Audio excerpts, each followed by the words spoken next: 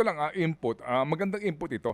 Sa column today ni Jairus Bondoc sa The Philippine Star, ang title nito ay PhilHealth should get 242 billion in 2026.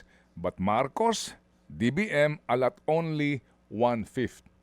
Alam mo, ang hugot kasi natin dito, yung automatic appropriation eh. Di ba? Yung sin tax.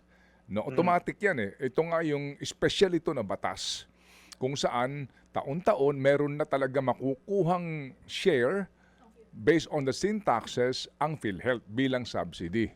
No? Maliban yan doon sa subsidy din ng national government. So, ito, halimbawa, kung ganun nga ang dapat matanggap ng PhilHealth na share sa sin tax at tapos kakapranggot ng ilalagay, sa puntong yon kung meron kayong research at materials dyan, ano yon? So, para pa yung pag-question ninyo kung buo na yung loob nila na gano'n. Yun ang pinupuntungan ng iba dito na parang useless lang ito, parang ginamit lang kayong palamuti doon, parang gano'n ang dating. Anong take nyo doon? Oo nga po. Kaya nga po ayaw po namin na maging palamuti lang, ayaw namin maging dekorasyon lang. We don't want to whitewash the entire process, no? Itong issue ng PhilHealth, tama po kayo, nasa batas na po iyon na dapat automatically allocated yung percentage para sa PhilHealth. Pero ang napansin namin, pag tinignan niyo po yung budget documents, may isa po kasing budget document, yung ang tawag doon ay Budget Expenditures and Sources of Financing o yung BESF.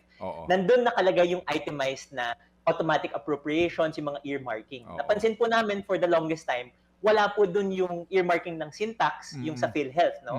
So, yun yung kailangan natin i-point out. And I think mahalaga yung role ng civil society kasi kung hindi na napag-usapan ito sa media or sa labas ng Congress, no, hindi ito mapapansin. One example po is hindi lang yung 2025 budget po ito, yung 2024 budget, may inapprove po silang provision sa general provisions ng GAA ng 2024 na yung unprogrammed appropriations ay pwede nilang kunin sa cash reserves ng GOCCs. Kasama po dito yung PhilHealth na GOCC. Kaya nila nakunan ng 89.9 billion yung GOCC na yun. Oo nga.